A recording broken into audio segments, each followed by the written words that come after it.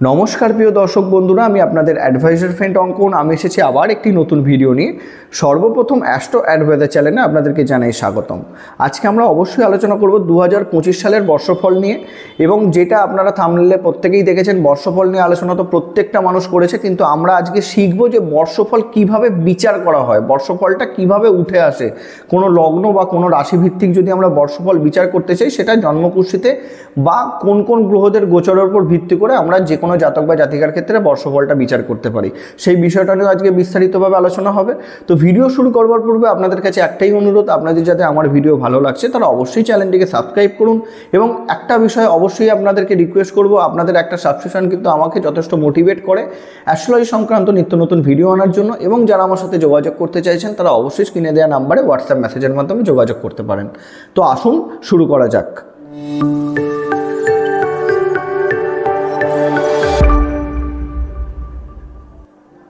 তো সর্বপ্রথম যে বিষয়টা নিয়ে আমাদের আলোচনা হবে সেটা হচ্ছে গোচরফল কিভাবে বিচার করা হয়।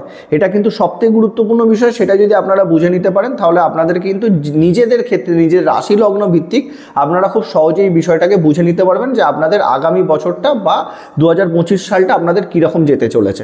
তো যখনই আমরা বর্ষফল বা গোচরফল বিচার করি, তার উপর সবথেকে গুরুত্বপূর্ণ যে সকল গ্রহগুলো ভূমিকা পালন করে সেই গ্রহগুলোকেই কিন্তু আমি এই জন্মছকে নিয়েছি। প্রথমত হচ্ছে সবথেকে প্রথম যে গ্রহটা উঠে আসে সেটা হচ্ছে শনিদেব। তার কারণ শনিদেব একটি রাশিতে বা বলতে পারেন 30 ডিগ্রি একটা রাশির মানকে কভার করতে 2.5 বছর সময় নেয়। তাহলে কেন এইখানে শনিকে তুলে নিয়ে আসা হয়েছে? তার কারণ হচ্ছে শনি যে ফলাফলটা আপনাদের জন্মকুষ্ঠি সাপেক্ষে দেবে সেটা কিন্তু লং টার্মের জন্য দেবে, গোচর ফলের ক্ষেত্রে অবশ্যই উঠে আসে। তার পরবর্তীতে আমি নিয়েছি রাহুকে এবং কেতুকে। কেন রাহু এবং কেতু কিন্তু একটা রাশি পরিবর্তন করতে 1.5 বছর সময় নেয়। অতএব রাহু কেতু যে ফলাফলটা আপনাদেরকে দেবে সেটাও কিন্তু আপনাদের 1.5 বছর অর্থাৎ লং টার্মের জন্য সেই ফলাফলটা আপনারা কিন্তু পাবেন।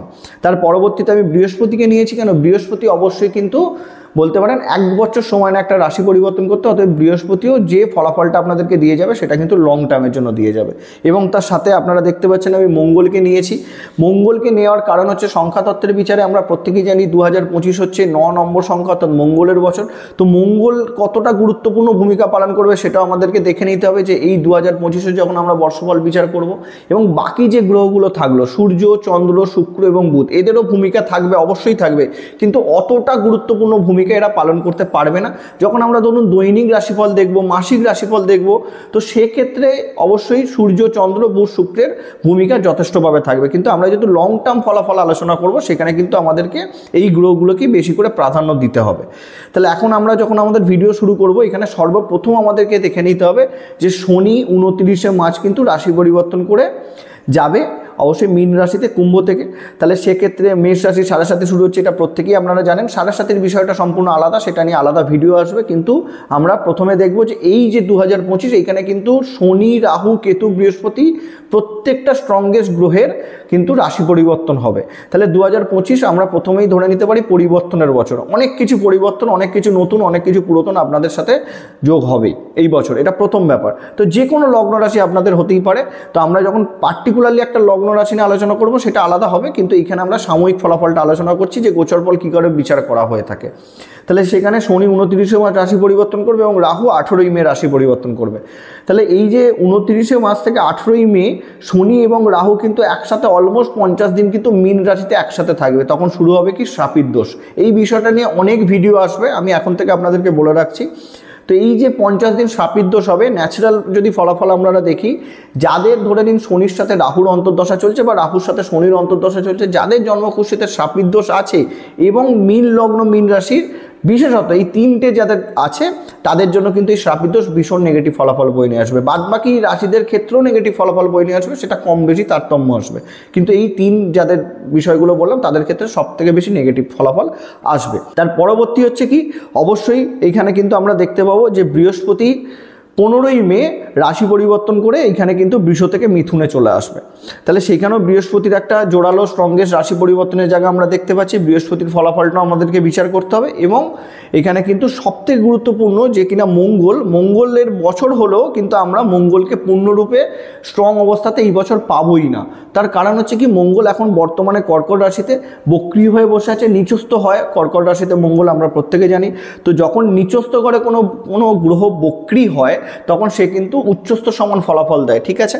তাহলে সেক্ষেত্রে মঙ্গল এখন বর্তমানে আমি বলবো নিউট্রাল জায়গাতে আছে, কিন্তু যখন মঙ্গল ধরে নিন এইখানে কিন্তু ব্যাকের ঘরে চলে যাবে, মিথুন রাশিতে চলে যাবে, গিয়ে 24শে ফেব্রুয়ারি কিন্তু সে মার্গী হবে।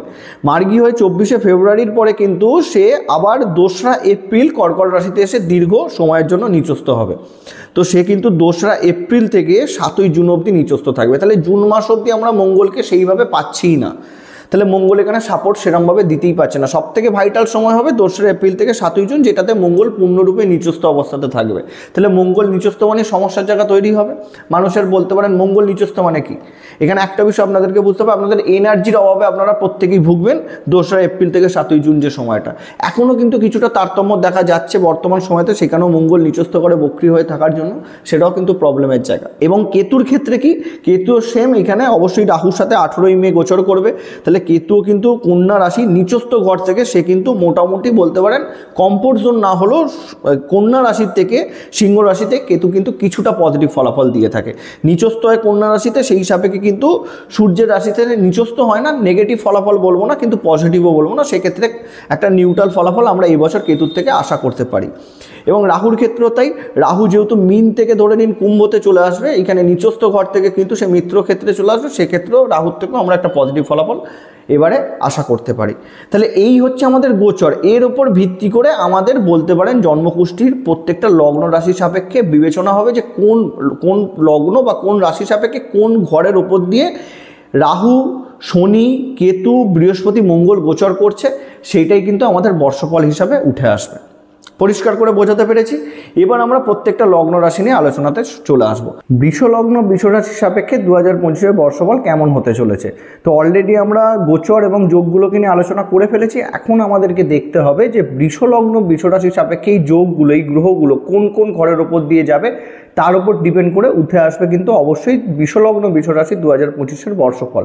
তাহলে প্রথমেই যেটা আমরা দেখব যে বৃষলগ্নকে এক ধরে অবশ্যই এই জন্মকুষ্ঠিতে বা এই রাশিদের ভিত্তিতে কিন্তু অবশ্যই শনিদেব নবম এবং দশমপতি খুব গুরুত্বপূর্ণ গ্রহ, এবং এতদিন সে কিন্তু দশম স্থানে গোচর করছিল। অতএব যদি শনিকে নিয়ে আমরা ফলাফলটা বিচার করি, তাহলে শনি এইখানে কিন্তু অলরেডি নবম এবং দশমপতি যেহেতু দশমে গোচর করছিল, অলরেডি তাদেরকে কিন্তু যথেষ্ট পজিটিভ কর্মযোগ দিয়েছে।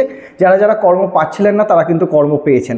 এবং এইটাও খুব ভালো জায়গা, যেহেতু 29শে মার্চ শনিদেব একাদশ স্থানে যাবে, প্রথমেই শ্রাপিতদোষ হবে, ওই পার্টিকুলার সময়টার কথা আমি বলবো না, কিন্তু যখনই রাহু সরে আসবে 18ই মের পর থেকে শনিদেব কিন্তু একাদশে থেকে এদেরকে পদোন্নতির যোগ দেবে। আগামী 2.5 বছর সেই সময়টা থাকছে। 2025 নিয়ে যেহেতু আলোচনা করছি, 2025-এর প্রথম দিক থেকে আমরা দেখে নিতে পারি যে এখানে কিন্তু পদোন্নতির যোগ, কর্মোন্নতির যোগ কিন্তু শনিদেব এখানে একাদশ স্থানে গিয়ে গোচরে দেবে। এবং অর্থপ্রাপ্তির ক্ষেত্রে, আটকে থাকা কাজের ক্ষেত্রে, যে কোনো রকমের ধরুন নেগেটিভ ওয়ার্ক যেগুলো আপনাদের আটকে ছিল বা অনেক দিনকার কর্ম আটকে ছিল, সেইগুলো কিন্তু শনিদেব একাদশ স্থানে গিয়ে অবশ্যই পূরণ করে দেবে।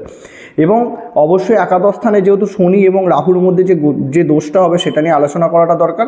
বৃষলগ্ন বৃষরাশির সাপেক্ষে যেহেতু একাদশে যোগটা হচ্ছে, এখানে খুব কেয়ারফুলি থাকতে হবে এই পার্টিকুলার সময়টাতে, যেহেতু একাদশ ঘর আমাদের ইচ্ছা পূরণ, শখ পূরণের ঘর।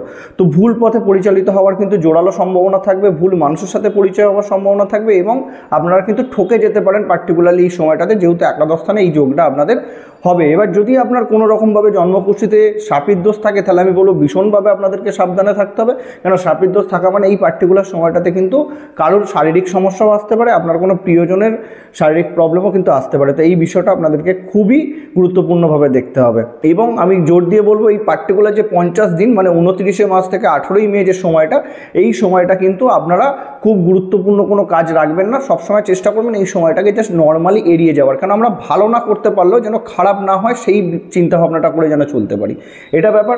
তো রাহু 18ই মের পরে যখন এই আপনার দশম স্থানে চলে আসবে, তাহলে সেক্ষেত্রে কর্মের জন্য আরও আলাদা আলাদা জায়গা তৈরি করবে। প্রথম দিকে কিন্তু রাহুদেব কর্মস্থানে গিয়ে একটু চাপ সৃষ্টি করবেই, তখন আপনাদের কিন্তু শনিদেব যে স্লো চিন্তাভাবনা নিয়ে যাচ্ছিল, তার থেকে রাহুদেব কিন্তু একটু ফাস্ট চিন্তাভাবনা দেবে। তো সেই ক্ষেত্রে আপনাদের একটু মানিয়ে নিতে সমস্যা হবে, কিন্তু সেটা সময়ের সাথে সাথে আমি বলবো কোনো খারাপ দিক নয়। আপনারা যারা ধরুন ন্যাচারালি নেশার দ্রব্যর বিজনেস করছিলেন, এইরকম অনেক মানুষের, তাদের জন্য কিন্তু এই বছরটা ভীষণ গ্রো করবে রাহুর এই গোচর। তারপরে আমরা যদি দেখি তাহলে এখানে কেতুকে দেখব। কেতু এখানে কিন্তু বৃষ লগ্ন বৃষ রাশির সাপেক্ষে পঞ্চম থেকে যাচ্ছে চতুর্থ স্থানে। তাহলে চতুর্থ স্থানে এতদিন আপনাদের মোটামুটি ধরুন 18ই মেতে যেহেতু চলে যাবে কেতু, তার আগে অবধি আমরা গোচরটা নিয়ে আলোচনা করছি না, তারপরেই আমরা দেখবো যেহেতু বেশি দিন সেটাই পড়ে থাকছে। তো 4th হাউসে যখনই কেতু যাবে একটুখানি আপনাদেরকে বলতে পারি এরকম কিছু বিষয় যেগুলো আপনাদের আটকে ছিল গৃহ রিলেটেড, সেই জায়গা থেকে কিন্তু আপনারা পজিটিভ ইম্প্যাক্ট পাবেন। ধরুন অনেক দিন ধরে আপনারা চিন্তা ভাবনা করছিলেন যে কোনো একটা বাড়িকে রিনোভেট করতে চাইছেন, তো সেই রিনোভেট করবার সুযোগ সুবিধাটা কিন্তু কেতু দিয়ে দেবে। তবে কোনো অংশে একটা প্রবলেমের জায়গা কেতু চতুর্থ স্থানে গোচরে গিয়ে বাড়িতে কিন্তু কোনো না কোনো অংশতে সেম এই বিষয়টা আমি একটু আগে আপনাদেরকে বলেছি, এই দিক থেকেই ইম্প্যাক্টটা পড়বে। আপনাদের মনে হতে পারে যে বাড়িতে শূন্যতা তৈরি হচ্ছে। শূন্যতা মানে কারুর না কারুর শারীরিক সমস্যা বা প্রিয়জন বিয়োগের সময়ও ধরে নিতে পারেন যখনই চতুর্থে কেতু যাবে। কেন চতুর্থ স্থান ন্যাচারালি তখন কেতুর নিচস্থ থেকে সে অ্যাটলিস্ট পঞ্চম ঘরে ছিল, সেখানে আপনাদের প্রেম সম্পর্কিত সমস্যা দিয়েছে, নানা রকম দিক থেকে এডুকেশনে বাধা দিচ্ছে, সেই জায়গাটা থেকে মুক্তি দিয়ে দেবে কেতু। কিন্তু চতুর্থ স্থানে গিয়ে আপনাদের কোনো না কোনো জায়গা থেকে মনে হবে আপনারা একা ফিল করছেন, আপনাদের মায়ের হেলথে কিন্তু সমস্যা দিতে পারে। এবং হঠাৎ করে হয়ে যাওয়া কিছু কাজ যেটা আপনাদের আশা করা ছিল না, সেরকম কিছু কাজ কিন্তু ঘটিয়ে দিতে পারে কেতু এই বছর গোচর করে। এবং তার পরবর্তীতে আমরা দেখবো অবশ্যই বৃহস্পতির গোচর। তো বৃহস্পতি এতদিন কি অষ্টম এবং একাদশপতি হয়ে আপনাদের লগ্ন বা রাশিতে গোচর করছিল। তো বৃহস্পতি 4 ফেব্রুয়ারি অবধি এখানে বক্রি থাকবে আমরা জানি। গোচরটা করছিল কবে? 2024-এর মে মাস থেকে। তাহলে সেই জায়গা থেকে যদি আমরা দেখি বৃহস্পতি যে বর্তমানে এখন বক্রি হয়ে আছে, সেই ক্ষেত্রে বলবো ভীষণ নেগেটিভ কিছু এফেক্ট পড়ছে না। কিন্তু বৃহস্পতি যেই মার্গী হয়ে যাবে 4 ফেব্রুয়ারির পর থেকে আপ টু 15ই মে অবধি আপনাদের কিছু প্রবলেম দেবে। কীরকম প্রবলেম? দেখুন অষ্টমপতি এবং একাদশপতি যখনই লগ্নে গোচরে যায় তখন একটা বিষয় আপনাদেরকে বুঝতে হবে, অষ্টম ঘর অর্থাৎ আমাদের বাধা, একাদশ ঘর অর্থাৎ আমাদের আয়। তাহলে বাধার মধ্যে দিয়ে আপনাদের আয় হবে, আপনারা সব পাবেন, কিন্তু আপনাদেরকে এক্সট্রা খাটুনি খাটতে হবে, যেটা বৃহস্পতি বর্তমানে আপনাদেরকে দিচ্ছে। যদিও বক্রি থাকাকালীন এটা কিছুটা কমেছে, আবার মার্গী হওয়ার পর এই জিনিসটা কিন্তু আবার পুনরায় বৃদ্ধি পাবে। এবং অবশ্যই 15ই মের পর যখন বৃহস্পতি আপনাদের দ্বিতীয় ঘরে গোচরে আসবে অর্থাৎ অষ্টম এবং একাদশপতি দ্বিতীয় স্থানে, তাহলে এই যে পার্টিকুলার বছরটা মানে 2025-এর মে থেকে 2026-এর আমরা এপ্রিলের এন্ড অবধি ধরে নিতে পারি, সেখানে কিন্তু বৃহস্পতি আপনাদেরকে পৈতৃক সম্পত্তি লাভের যে বাধাগুলো আপনাদের পড়ছিল সেই রকম জায়গা থেকে যথেষ্ট পজিটিভ গ্রো দিতে পারে। এবং যারা সেকেন্ড ম্যারেজের কথা চিন্তা করছিলেন তাদের জন্য কিন্তু খুব ভালো ফলাফল বয়ে নিয়ে আসবে এই বৃহস্পতির গোচর। তার কারণটা আমি বলে দিচ্ছি, সেকেন্ড ম্যারেজ কথাটা কেন বললাম, তার কারণ এই বছর কিন্তু আপনাদের ক্ষেত্রে অনেকগুলো সমস্যার জায়গা থাকছে। যারা ধরুন বিবাহ সংক্রান্ত সমস্যা অলরেডি ভুগছিলেন বা বলতে পারেন কোনো প্রবলেম আসতে চলেছে, তার কারণ হচ্ছে সপ্তমপতি হচ্ছে আমাদের মঙ্গল। আপনাদের বৃষলগ্ন বৃষরাশির সপ্তমপতি মঙ্গল, এটা মঙ্গলেরই বছর। তো মঙ্গল বেশ কিছুটা সময় অর্থাৎ এখানে আমরা দেখিয়ে নিয়েছি 7ই জুন অবধি কিন্তু নেগেটিভ অবস্থাতে থাকছে। তো এর মধ্যে আপনাদের কিন্তু বিবাহিত সম্পর্কের ক্ষেত্রে একটা সমস্যার জায়গা দেখা যাবে এবং দাম্পত্য কলহর ক্ষেত্রেও কিন্তু এটা ভীষণ নেগেটিভ এফেক্ট ফেলবে। এবং আপনাদেরকে এইটুখানিও বলে রাখতে পারি, যদি খুব ঠিকঠাক চিন্তা ভাবনা করে না চলতে পারেন তাহলে বিবাহ বিচ্ছেদ হওয়ারও চান্সেস কিন্তু মঙ্গল ক্রিয়েট করতে পারে। এটা কিন্তু খুব নেগেটিভ সময়। যাদের ধরুন ঝগড়া ঝামেলা অশান্তি চলছে তারা নিজেকে যতটা পারুন আপনাদেরকে কন্ট্রোল করার চেষ্টা করুন, না হলে কিন্তু প্রবলেম মারাত্মকভাবে বৃদ্ধি পাবে। কেন মঙ্গল পুরোটাই পীড়িত অবস্থায়, যেহেতু মঙ্গল এই জন্মকুষ্ঠিতে আপনাদের সপ্তমপতি এবং দ্বাদশপতি পীড়িত হয়ে থাকছে। এবং বৃহস্পতি অষ্টম থেকে আপনাদের লগ্নে কানেকশান দিচ্ছে এবং লগ্নর পরে দ্বিতীয় স্থানে যাবে, তো সেক্ষেত্রে সেকেন্ড ম্যারেজের যোগ তৈরি করে দেবে। তাহলে সেটাও কিন্তু একটা প্রবলেমের জায়গা হয়ে যাবে। আমি বৃষলগ্ন বৃষরাশি মানুষের ক্ষেত্রে একটা বিষয় বলবো, অবশ্যই আপনারা এই বছরটাতে মঙ্গলের প্রণাম মন্ত্র রোজ 108 বার করে পাঠ করুন যদি আপনারা দাম্পত্য সুখে বাঁচাতে চান। নাহলে কিন্তু দাম্পত্য সুখের ক্ষেত্রে প্রবলেমের জায়গা থাকবে। আপনাদের পার্টনারের সাথে হুটহাট ঝুটঝামেলা অশান্তি হবে, আপনারা মিলিতভাবে কাজ করতে আপনাদের সমস্যা হবে। কিন্তু এইটা অবশ্যই আপনাদের জন্মকুষ্ঠিত মঙ্গলের অবস্থান দেখে নিতে হবে। যদি মঙ্গল স্ট্রং অবস্থাতে থাকে সেক্ষেত্রে এতটাও নেগেটিভ এফেক্ট পড়বে না। কিন্তু তবুও আমি বলবো আপনারা যতটা পারবেন যে আপনার পার্টনারের সাথে যতটা ভালোভাবে পারেন আপনারা বিহেভিয়ার করুন, সেটা আপনাদের জন্য কিন্তু এই বছরটা পজিটিভ গ্রোথ নিয়ে আসবে। আর যারা ব্যবসা করছিলেন ব্যবসার ক্ষেত্রেও কিন্তু এই বছরটা খুব একটা পজিটিভ গ্রোথ আপনারা পাবেন না। কেন মঙ্গল বেশ কিছুটা টাইম বলা যেতে পারে যে 7ই জুনের পর থেকে আবার ব্যবসার গ্রোথটা আপনারা কিন্তু দেখতে পাবেন। আপনাদের এইটাও দেখা যাবে যে আপনারা যে গতিতে রোজকার জীবনযাপন যে গতিতে চলছিলেন সেই গতিতেও কিছুটা কিন্তু তারতম্য দেখা যাবে। রুটিন মেনটেন করতে আপনাদের কিছু ক্ষেত্রে প্রবলেম দেবে বৃহস্পতির গোচর বা এই 2025 সালটা। তো অবশ্যই আপনাদের ক্ষেত্রেও বলবো যেটা করা সেটা যতটা তাড়াতাড়ি সম্ভব করে নিন, ফেলে রাখলেই কিন্তু পড়ে থাকবে। তো এই ছিল আমাদের বৃষলগ্ন বৃষরাশির 2025-এর বর্ষফল।